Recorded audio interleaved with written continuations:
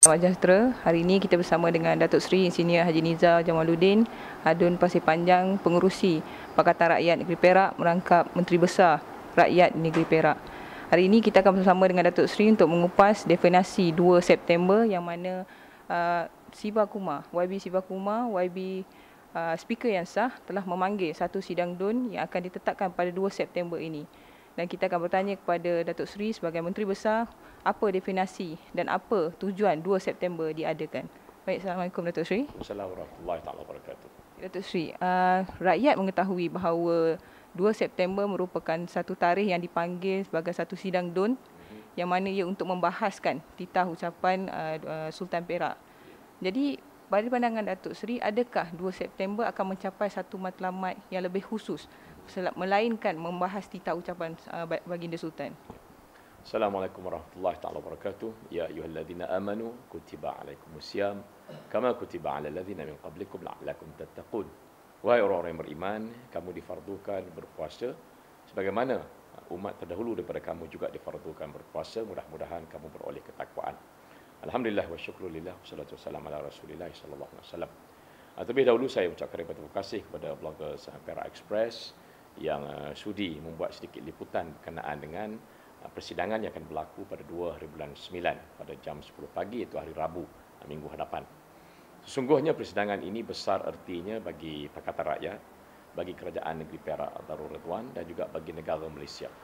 Kerana ini adalah merupakan persidangan yang kedua selepas kita bersidang pada 3 hari bulan 3 di bawah pokok setelah YB Siva Kumar sebagai speaker yang sah dihalang sama-sama dengan kami wakil rakyat untuk masuk ke Dewan Undangan Negeri untuk mengadakan persidangan.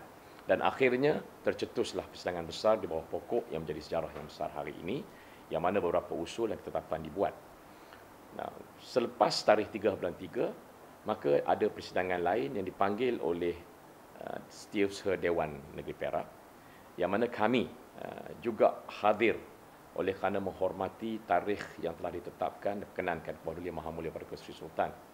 Cuma malangnya apabila kita nak hadir itu, sekatan-sekatan dibuat begitu teruk sekali oleh pejabat Datuk Setiausaha Kerajaan Negeri. Walau macam mana pun setelah kami mula bersidang, persidangan itu bukan menjadi persidangan yang mutlak ataupun yang benar, oleh kerana berlaku suasana daripada kedua-dua belah pihak untuk kita menafikan bahawa mereka merampas kuasa terdahulu daripada itu, supaya mereka tidak ada peluang untuk merampas kuasa dalam Dewan Undangan Negeri. Walau macam mana pun, pada 7 hari bulan 5 setelah kami hadir dalam mesyuarat itu, mereka telah pun dengan aibnya memanggil anggota keselamatan untuk mengusung dan mengusir speaker B. Siva Kumar keluar daripada Dewan Undangan Negeri. Dan selepas itu hampir 5 jam barulah pemangku Sultan bertitah. Jadi untuk itu, apa saja ketetapan dan juga apa saja perbincangan yang dibuat terdahulu daripada titah ucapan tuanku, maka dia tidak dikira, dia kira tidak sah. Jadi untuk itu, Yang Berhormat V. Siva Kumar telah menyatakan dengan jelas bahawa sebelum dia memulakan persidangan, dia minta YB daripada Jelapang, daripada Air Kuding, daripada Cangkat Jering dan juga daripada Perak keluar dari Dewan. Oleh kerana mereka engkar kepada ketetapan itu, dan akhirnya mereka telah menabalkan seorang speaker haram daripada Sungai yang juga bukan ahli Dewan Undangan Negeri. Jadi itulah tarikh 7 hari 5 itu merupakan tarikh mereka merampas kuasa speaker daripada hak rakyat. Pada 2 hari bulan 9 ini merupakan tarikh sebelum tamat tempoh 6 bulan mengikut tarikh yang disahkan daripada Pakatan Rakyat, itu 3 hari bulan Mac. Maka 2 hari bulan 9 itu jatuh pada bulan Ramadan. Ini merupakan petanda yang baik. Yang signifikan dia adalah kita akan bersidang oleh kerana ianya dipanggil oleh speaker yang sah. Ya. Walaupun UMNO Barisan Nasional menyatakan bahawa Ganesan itu speaker yang sah, tapi oleh kerana dianya tidak dilantik mengikut lunas-lunas dan mengikut peraturan-peraturan tertentu, maka dengan sendirinya, oleh kerana tidak ada persidangan pada 7 bulan 5, maka dia bukan speaker. Jadi suasana ini sedang dibawa kepada mahkamah tinggi di Ipoh. Walau macam mana pun, signifikan 2 hari bulan 9 ini adalah persidangan untuk kita membincangkan satu, membahaskan titah ucapan tuanku. Ya. Titah ucapan ini dibuat pada akhir-akhir perjumpaan pada 7 hari bulan 5. Jadi biasanya apa-apa saja yang nak diluluskan, yang nak dibincangkan, apabila setelah tuanku bertitah, itu signifikannya menunjukkan bahawa ia telah dirasmikan. Tapi apa yang berlaku pada 7 bulan 5, titah tuanku berlaku pada penghujung jam 4:30 begitu. Jadi bermaknanya apa sahaja yang dibuat oleh pihak UMNO Barisan Nasional dengan speaker yang haram yang mereka lantik itu, dia tidak dikira. Itu semuanya adalah tidak sah. Jadi untuk itu kami Pakatan Rakyat mengikut ketetapan dan juga arahan daripada Tuan Speaker mengadakan persidangan 2 hari bulan 6, 2 bulan 9 ini dalam tempoh 6 bulan. Khusus di lain-lainnya untuk membincangkan berkenaan dengan titah ucapan tuanku. Yang pertama. Yang keduanya, kita juga mahu mengadakan persidangan itu bagi meluluskan beberapa ketetapan yang dibuat oleh beberapa jawatankuasa Dewan Undangan Negeri, khususnya Jawatankuasa Hak dan Kebebasan. Jawatankuasa Hak dan Kebebasan ini dipengerusikan oleh YB Sivakumar.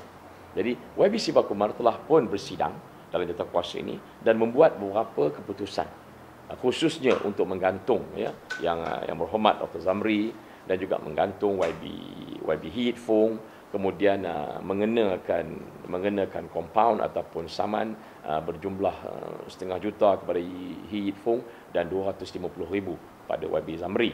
Jadi untuk itu ni ketetapan daripada hak dan kebebasan akan dibawa dalam persidangan 2 hari bulan 9 untuk diluluskan, disahkan dalam persidangan tersebut. Jadi bermaknanya apa yang akan berlaku pada 2 hari bulan 9 ini adalah untuk mengabsahkan apa yang kita luluskan dalam mesyuarat Dewan Pokok pada 3 hari bulan 3, kemudian untuk kita menafikan apa yang berlaku pada 7 hari bulan 5, kemudian untuk mengesahkan keputusan yang dibuat oleh Jawatankuasa Hak dan Kebebasan yang dipengerusikan oleh YB Sivakumar. Jadi untuk itulah kenapa 2 hari bulan 9 ini merupakan satu tarikh yang agak keramat dalam bulan puasa ini untuk menentukan beberapa aspek-aspek untuk menyelaraskan apa saja ketetapan yang kita buat supaya Dewan Undangan Negeri Perak ini dia balik menjadi satu dewan yang teratur.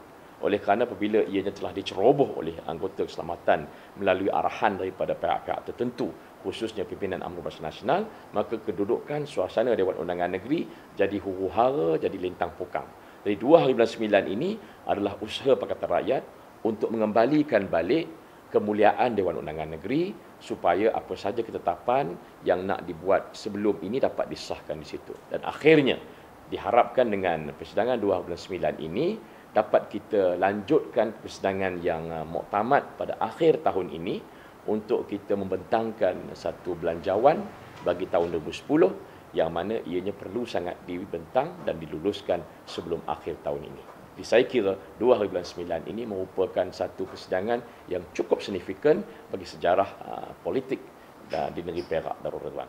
Terima kasih.